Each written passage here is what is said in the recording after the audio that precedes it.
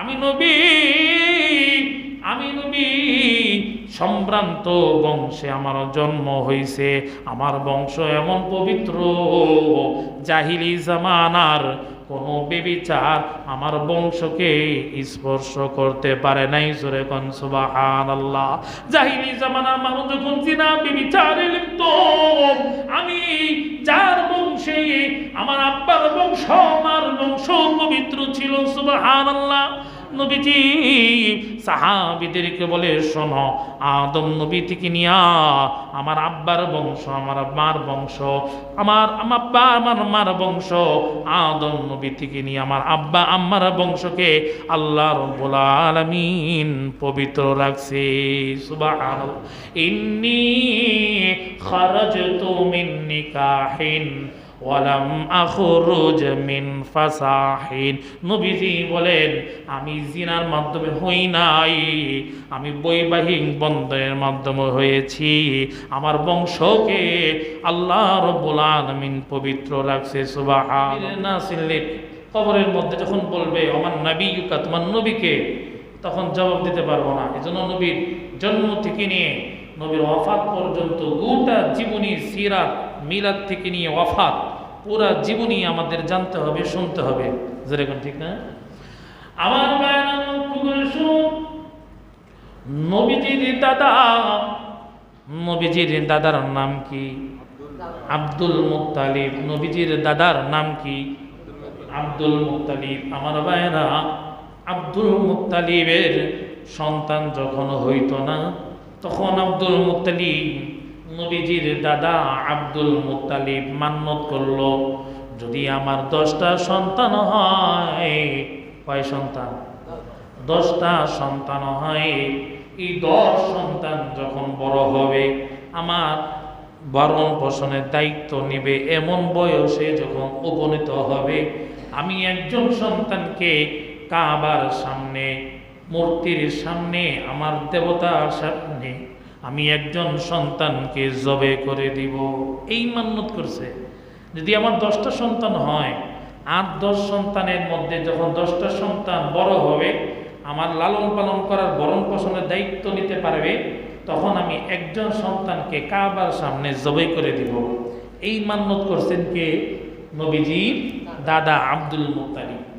আমার বায়ানা কুকুরে শুনুন, আল্লাহ রাব্বুল আলামিন আব্দুল মুত্তালিবকে 10টা সন্তান দিয়েছে। 10 সন্তানের ছোট সন্তানের নাম আব্দুল্লাহ। ছোট সন্তানের নাম কি? আব্দুল্লাহ। কার বাবা? নবীজির বাবা।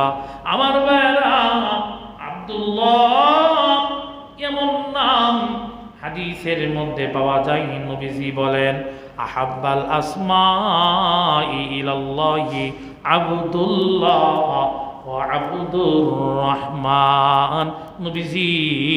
নবীজি বলেন, আল্লাহর কাছে সবচাইতে প্রিয় নাম হইল আব্দুল্লাহ। সুবহানাল্লাহ। সবচাইতে প্রিয় নাম হইল আব্দুল্লাহ। অথচ আমাদের সমাজে দেখা যায়, যদি সন্তানের নাম রাখতে চাই আব্দুল্লাহ, তখন বলে না না, এই নাম বুড়া হয়ে গেছে, এই নাম রাখতে চায় না। অথচ নবীজি বলেন, সবচেয়ে প্রিয় নাম আল্লাহর কাছে হলো আব্দুল্লাহ, এরপরে হলো আব্দুর রহমান। তাহলে নবীজির বাবার নাম কি? আব্দুল্লাহ। আল্লাহর বান্দা, আল্লাহর গোলাম, আল্লাহর দাস। আমার বায়ান কুকুরের শুনুন, আব্দুল মুত্তালিবের 10 সন্তান, ছোট সন্তানের নাম হইল আব্দুল্লাহ। এবার যখন 10 সন্তান বড় হয়েছে, এবার আব্দুল মুত্তালিবকে ভরণ পোষণের দায়িত্ব নেওয়ার বয়সে যখন তারা উপনীত হয়েছে, আব্দুল মুত্তালিব তো মান্যত করেছিল 10টা সন্তান যদি হয়, একটা সন্তানকে কাবার সামনে জবে করে দিবে। এবার আব্দুল মুত্তালিব মান্যত রাখার জন্যে 10 সন্তানকে উপস্থিত করলেন এবং বললেন, ও আমার সন্তানরা, আমি আব্দুল মুত্তালিব মান্যত করেছিলাম 10টা সন্তান যদি আল্লাহ আমারে দেয়, একটা সন্তান আমি আল্লাহর সন্তুষ্টির জন্য জবে করে দিব। এখন এই ব্যাপারে তোমরা আমাকে সহযোগিতা করো। আব্দুল মুত্তালিব তার 10 সন্তানকে একত্রিত করে বলতেছেন, আমি তো মান্যত করেছিলাম আল্লাহ যদি আমাকে 10টা সন্তান দেয়, একটা সন্তান তার উদ্দেশ্যে জবে করে দিব। এখন আমি কি করতে পারি? আমাকে সহযোগিতা করো। এবার 10 সন্তান বলে, আব্বা আপনি চিন্তা করেন না, মান্যত পুরা করেন, আপনি লটারি দেন, লটারিতে যার নাম আসবে আপনি তাকেই জবে করে দেবেন, আমাদের তাতে আপত্তি নাই। এবার 10 সন্তান একমত, লটারিতে যার নাম আসবে তাকেই আপনি জবে করবেন। আমার মায়েরা 10 সন্তানকে নিয়ে কাবা শরীফের সামনে গিয়ে মূর্তিদের সামনে লটারি করা হলো। দেখা গেল লটারির মধ্যে নবীজির বাবা আব্দুল্লাহর নামটা এসে গেছে। নবীজির বাবা আব্দুল্লাহর নাম এসে গেছে। আমার ভাইয়েরা, যখন নাম আব্দুল্লাহর এসে গেছে, ছোট ছেলে, অনেক প্রিয় ছিল আব্দুল মুত্তালিবের, কিন্তু কি করবে, মান্যত করছে, আবার লটারিতে নাম আসছে, মায়া সব দূরে সরে দিয়ে ছুরি এক হাতে নিয়ে আব্দুল মুত্তালিবকে, আব্দুল্লাহকে নিচে রাখছে, জবাই করবে। যেই মাত্র জবাই করবে, অমনি কুরাইশিরা, কুরাইশের নেতারা দৌড়ে এসে বলে, এ আব্দুল মুত্তালিব, তুমি কি করতেছ? এটা করা যাবে না। আমি তো মান্যত করছি, লটারিতে আব্দুল্লাহর নাম আসছে। না, এটা করা যাবে না। তুমি যদি এই কাজ করো তাহলে মানুষ জানবে যে আব্দুল মুত্তালিব সন্তানকে বলি দিছে, সন্তানকে জবাই করছে, সন্তানকে জবাই করার প্রথা প্রচলন চালু হয়ে যাবে, মানুষ এই মান্যত করা শুরু করে দেবে। অতএব না, তুমি তোমার সন্তানকে এইভাবে জবাই করতে পারো না। তাহলে কি করব? তখন কুরাইশি নেতারা তাকে পরামর্শ দিছে, তুমি মদিনায় যাও, মদিনায় সাজাহ নামক একজন গণক ঠাকুর আছে, এই গণক ঠাকুর জিন পালক, তো এই জিন যে পালে গণক ঠাকুর সাজা, মদিনায় তার কাছে যাও, তিনি একটা সমাধান দিয়ে দিবে, তুমি তার সমাধানকে মেনে নিবে। মুসলমান মায়েরা আমার, কুরাইশি নেতাদের পরামর্শে এবার নবীজির দাদা আব্দুল মুত্তালিব আব্দুল্লাহকে নিয়ে, নবীর বাবা আব্দুল্লাহকে নিয়ে, কুরাইশি নেতাদেরকে নিয়ে মদিনায় সাজা নামক গণক ঠাকুরের কাছে গিয়ে সব কিছু যখন খুলে বলল, এবার সাজা নামক গণক ঠাকুর তিনি বললেন, আজকে তোমরা চলে যাও, আগামীকাল আমি জিনদের সাথে পরামর্শ করে তোমাদেরকে সিদ্ধান্ত জানিয়ে দিব। আমার ভাইয়েরা, আব্দুল মুত্তালিব পরের দিন আবারও সাজা নামক গণক ঠাকুরের কাছে যখন গেলেন, এবার সাজা নামক গণক ঠাকুর বলে, ও আব্দুল মুত্তালিব, ও কুরাইশি নেতারা, তোমাদের দেশে মক্কাতে একজন মানুষের মুক্তিপণ কত উটের বিনিময় হয়? একজন মানুষের জীবনের মুক্তিপণ কত উটের বিনিময়ে হয়? আব্দুল মুত্তালিব বলেন, আমাদের দেশে মক্কায় একজন মানুষের জীবনের মূল্যের বিনিময়ে হয় 10 উটের বিনিময়। 10 উটের বিনিময়ে আমরা একজন মানুষকে তার জীবনের মূল্য, তার জীবনকে দিয়ে থাকি, তার জীবনের বিনিময় নিয়ে থাকি 10 উট। কয় উট? 10 উট। এবার সাজা নামক গণক ঠাকুর বলল, শোনো, তুমি এবার মক্কায় গিয়ে 10টা উটের নাম আর তোমার ছেলে আব্দুল্লাহর নাম লটারি করবে। যদি আব্দুল্লাহর নাম আসে তাহলে তুমি ওই 10 উটের জায়গায় আরো 10 উট যোগ করবে, তাহলে কত হইল? 20 উট। আবার আব্দুল্লাহর নাম আবার লটারি দিবে, আবারও যদি আব্দুল্লাহর নামই আসে তাহলে 20 উটের জায়গায় আরো 10 উট যোগ করবে, কত হইল? 30। এরপরে আবারও আব্দুল্লাহর নাম দিয়ে লটারি করবে, যদি আব্দুল্লাহর নাম আসে আরো 10 উট যোগ করবে। এইভাবে যতক্ষণ পর্যন্ত না উটের নাম না আসবে, প্রত্যেকবারই 10টা করে উট বৃদ্ধি করে আব্দুল্লাহ আর উটের নামে লটারি করতে থাকবে। যখন আব্দুল্লাহর নাম এসে যাবে, যত উট হবে তত উট আল্লাহর সন্তুষ্টির জন্য জবাই করবে। এই হলো সমাধান। মুসলমান ভাইরা আমার, আব্দুল মুত্তালিব সাজা নামক গণক ঠাকুরের পরামর্শে মক্কায় ফিরে এসে এবার 10টা উটের নাম আর তার ছেলে আব্দুল্লাহর নাম লটারি করলো। দেখা গেল আব্দুল্লাহর নাম চলে আসছে। এবার আরো 10টা উট বৃদ্ধি করলো, আবার লটারি দিল। যতবার লটারি দেয় ততবার আব্দুল্লাহর নামটাই চলে আসে। এভাবে করতে করতে 100 উট যখন হয়েছে, এবার যখন 100 উট আর আব্দুল্লাহর নামে লটারি করছে, তখন দেখা গেছে উটের নাম লটারিতে চলে আসছে। এবার কুরাইশি না তারা বলে, ও আব্দুল মুত্তালিব, উটের নাম আসছে, 100 উটের নামে লটারি চলে আসছে, অতএব 100 উট জবাই করো আর আব্দুল্লাহকে ছেড়ে দাও। এবার আব্দুল মুত্তালিব কয়, না না, আমার মন মানে না, আমি আরো লটারি দিব। একবার দিছি, এতবার লটারি দেওয়ার পরে হঠাৎ এই সময় মাত্র উটের নাম আসছে, আমি আরো লটারি দিব, আমার মন মানে না। আব্দুল মুত্তালিব যতবারই এখন লটারি দেয় ততবারই শুধু উটের নামই আসে। জোরে কোন সুবহান। আমার বানাম 100 উট কাবা শরীফের সামনে জবাই করলো আর আব্দুল্লাহ বেঁচে গেলেন। আব্দুল্লাহ বেঁচে যাবেন কারণ আব্দুল্লাহ থেকে রাহমাতুল লিল আলামিন নবীজি দুনিয়ায় আসবে। জোরে কোন সুবহানাল্লাহ। মুসলমান ভাইরা আমার, মানুষের সামনে মক্কার মানুষের ভিড় হয়ে গেছে, 100 উট জবাই করছে। এবার নবীজির দাদা আব্দুল মুত্তালিব নবীজির বাবা আব্দুল্লাহর হাত ধরে আব্দে ওয়াহাব ইবনে আব্দে মানাফের বাড়ির দিকে রওনা হয়েছে। ওই মক্কাতে ওরাকা ইবনে নওফেল, কি নাম? ওরাকা ইবনে নওফেল। ওরাকা ইবনে নওফেলের বোন, যাকে উম্মে কাতিল নামে বলা হয়, উম্মে কাতিল, ওরাকা ইবনে নওফেলের বোন উম্মে কাতিল নবীর বাবা আব্দুল্লাহ কি বলে, আব্দুল্লাহ তুমি যদি আমার সাথে মেলামেশা করো, যতগুলি উট তোমার জীবনের বিনিময়ে জবাই করা হয়েছে ততগুলো উট আমি তোমাকে হাদিয়া স্বরূপ, পুরস্কার স্বরূপ দেব। কিসের অফার দিছে? জিনা অফার দিছে। আমার ভাইয়ারা, ইতিহাসের কিতাবের মধ্যে লেখেন যে উম্মে কাতিল ওরাক্কা ইবনে নওফেলের বোন আব্দুল্লাহকে, নবীর বাবা আব্দুল্লাহকে জিনার অফার দিছে, অথবা কেউ কেউ বলছেন বিবাহেরই অফার দিছে। কিন্তু শুনো, যেই মাত্র মিলামিশার করার জন্য অফার দিছে, এখন যদি সুন্দরী রমণী কাউকে অফার দেয় যে আপনি আমার সাথে জিনা করেন, উটের দরকার কি, পুরস্কারের দরকার কি? যুবকরা কবে, হ্যাঁ এটা তো সুবর্ণ সুযোগ, ফুর্তি আনন্দের বিষয়, এটা তো গুনাহ। এখন যুবকরা এই চিন্তা করবে না, উট অফার দেয়া লাগবে না, এমনি জিনাতে অংশগ্রহণ করবে।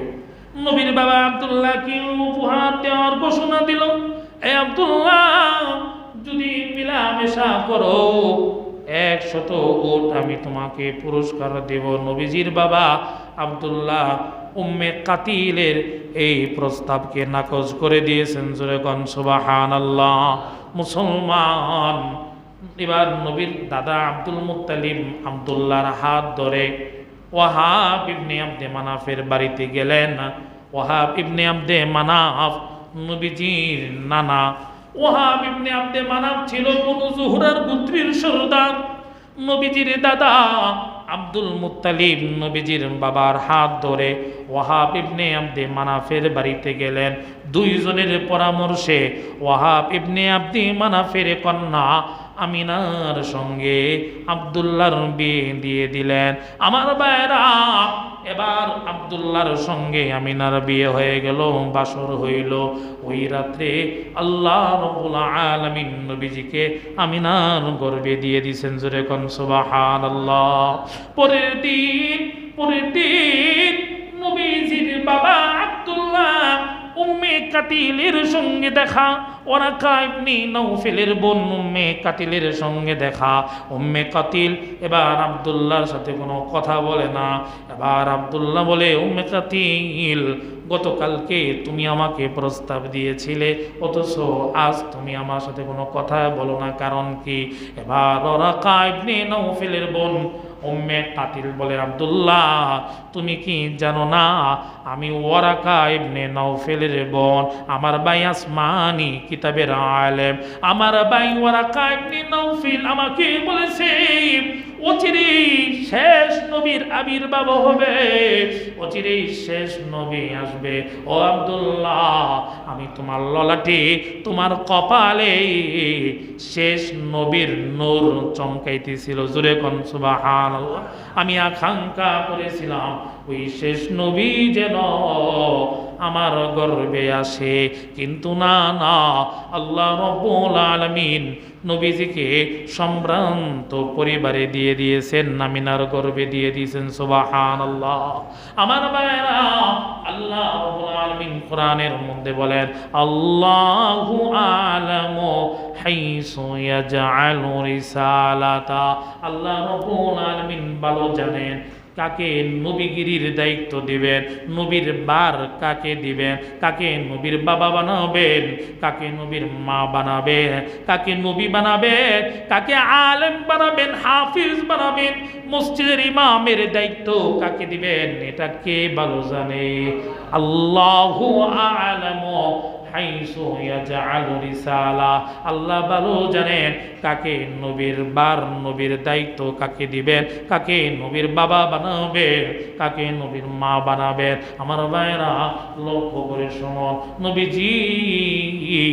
নবীজি সাহাবীদের সামনে খুতবার মধ্যে সাহাবীদেরকে বলেন, ও আমার সাহাবীরা, লক্ষ্য করে শোনো, আমি নবী সম্ভ্রান্ত বংশে আমার জন্ম হয়েছে। আমার বংশ এমন পবিত্র, জাহিলি জামানার কোন বেবিচার আমার বংশকে স্পর্শ করতে পারে নাই। জোরে কোন সুবহানাল্লাহ। জাহিলি জামানার মানুষ যখন জিনা বেবিচারে লিপ্ত, আমি যার বংশে, আমার আব্বার বংশ, আমার বংশ পবিত্র ছিল। সুবহানাল্লাহ। নবীজি সাহাবীদেরকে বলে, শোনো, আদম নবী থেকে নিয়া আমার আব্বার বংশ, আমার মার বংশ, আমার আব্বা আমার মার বংশ, আদম নবী থেকে নিয়ে আমার আব্বা আম্মার বংশকে আল্লাহ রাব্বুল আলামিন পবিত্র রাখছে। সুবহানাল্লাহ। ইন্নী খারাজতু মিন নিকাহিন ওয়ালাম আখরুজ মিন ফাসাহিন। নবীজি বলেন, আমি জিনার মাধ্যমে হই নাই, আমি বৈবাহিক বন্ধনের মাধ্যমে হয়েছি। আমার বংশকে আল্লাহ রাব্বুল আলামিন পবিত্র রাখছে। সুবহানাল্লাহ। মুসলমান ভাইরা আমার, লক্ষ্য করে শুনুন, আল্লাহর নবী রাহমাতুল লিল আলামিন যখন তার মার পেটে চলে আসছে, নবীজি যখন তার মার গর্বে, ইতিহাসের কিতাবের মধ্যে লেখেন, আব্দুল্লাহ তখন সিরিয়ার উদ্দেশ্যে তিনি রওনা হয়েছেন। মদিনায় যখন তিনি সিরিয়া থেকে যখন ফিরছিলেন, মদিনায় এসে আব্দুল্লাহ অসুস্থ হয়ে গেছে। অসুস্থ হয়ে গিয়া আব্দুল্লাহ মদিনাতে ইন্তেকাল করেছেন। নবীজির মার গর্বে আব্দুল্লাহ তখন দুনিয়া থেকে বিদায় নিলেন, দুনিয়া থেকে চিরতরে বিদায় নিয়ে গেলেন। এবার নবীজির মা অসহায় হয়ে পড়েছেন, স্বামী নাই, অথচ গর্ভে সন্তান। আমার ভাইরা, নবীজির মা একাকী হয়ে গেছেন, চিন্তা পেরেশানিতে পড়ে গেছেন। কিন্তু আমার আল্লাহ নবীজির মাকে স্বপ্ন দেখায়। জোরে কোন সুবহানাল্লাহ। মুসলমান ভাইরা আমার, নবীজির মা স্বপ্নে দেখে কে যেন তাকে বলতেছে, আমিনা, তোমার গর্ভে যে সন্তান এসেছে, যেমন তেমন কোনো সন্তান না, এই উম্মতের সরদার তোমার পেটে চলে আসছে। জোরে কোন সুবহানাল্লাহ। ও আমিনা, যখন এই সন্তান ভূমিষ্ঠ হবে, তখন তুমি তার নাম রেখে দিবে মুহাম্মদ সাল্লাল্লাহু আলাইহি ওয়াসাল্লাম। যখন তোমার এই সন্তান ভূমিষ্ঠ হবে, তখন তুমি তোমার এই সন্তানের নাম রাখবে মুহাম্মদ। তোমার এই সন্তানের নাম তাওরাত কিতাবে রয়েছে আহমদ, ইনজিল কিতাবে রয়েছে আহমদ, আমি আল্লাহ কোরআনে তার নাম রেখে দিলাম মুহাম্মদ। জোরে কোন সুবহানাল্লাহ। মুহাম্মাদুর রাসূলুল্লাহ। সূরা ফাতহের মধ্যে আল্লাহ বলেন, মুহাম্মাদুর রাসূলুল্লাহ, মুহাম্মদ সাল্লাল্লাহু আলাইহি সাল্লাম আল্লাহর রাসূল। আমার ভাইরা লক্ষ্য করে শুনুন, আমাদের নবী রাহমাতুল লিল আলামিন মুহাম্মদুর রাসূলুল্লাহ সাল্লাল্লাহু আলাইহি ওয়াসাল্লামের জন্ম রবিউল আউয়াল মাস। কোন মাস? রবিউল আউয়াল মাস। আমার ভাইরা যে মাস চলতেছে এটা রবিউল আউয়াল মাস। আমার ভাইরা ঐতিহাসিক সকল উলামায়ে কেরাম একমত, যে বারে নবীজি জন্মগ্রহণ করছেন ওই বার হইল সোমবার। কি বার? সোমবার। আমার ভাইরা লক্ষ্য করে শুনুন, সমস্ত উলামায়ে কেরাম একমত নবীজি যেই বারে জন্মগ্রহণ করেছেন ওই বার হইল সোমবার। আমার ভাইরা নবীজি সোমবারে রোজা রাখতেন। এবার বেদুইন সাহাবী নবীকে জিজ্ঞাসা করে, ওগো নবীজি আপনি সোমবারে কেন রোজা রাখেন? এবার নবীজি সাহাবীদেরকে বলেন, সাহাবীরা রে, আমি নবী সোমবারে জন্মগ্রহণ করেছি, সোমবারে আমার প্রতি ওহী নাজিল হয়েছে, এই জন্য আমি সোমবারে শুকরিয়া আদায় স্বরূপ রোজা রাখি। নবীজি সোমবারে কেন রোজা রাখতেন? নবীজির জন্ম সোমবার, বিদায় নবীজি বলেন যেহেতু আল্লাহ রাব্বুল আলামিন আমাকে সোমবারে এই দুনিয়াতে প্রেরণ করেছেন, সোমবারে যেহেতু আমার প্রতি সর্বপ্রথম ওহী নাজিল হয়েছে, আমি শুকরিয়া আদায় স্বরূপ, আল্লাহর শুকরিয়া আদায় স্বরূপ আমি সোমবারে রোজা রাখি। আমার শুনুন, নবীজি যখন সোমবারে রোজা রাখত আল্লাহর শুকরিয়া আদায় স্বরূপ নবীজি যে কাজ করত সাহাবায়ে কেরাম সেই কাজ করত। নবী যে কাজ করত সাহাবায়ে কেরাম নবী সেই সুন্নাত, নবী সেই আদর্শকে তারা ফলো করত। আমাদের অবস্থা হলো এখন তো আমরা নবীজির জীবন আদর্শ নবীর সুন্নতকে ফলো করি না।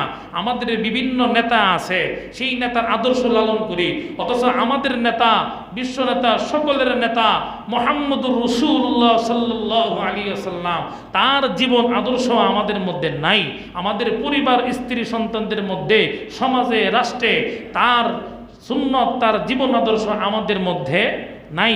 শুধু রবিউল আউয়াল মাস আসলে আমাদের নবীর কথা মনে হয়, অথচ সাহাবায়ে কেরাম তারা শুধু রবিউল আউয়াল মাসে বছরে নবীকে স্মরণ করতেন না, প্রত্যেক সোমবারে নবীজির উপরে ভালোবেসে নবী যেই কাজ করছে রোজা রাখছে, সাহাবায়ে কেরামও নবীকে ভালোবেসে রোজা রাখতেন সুন্নত হিসাবে। সুবহানাল্লাহ।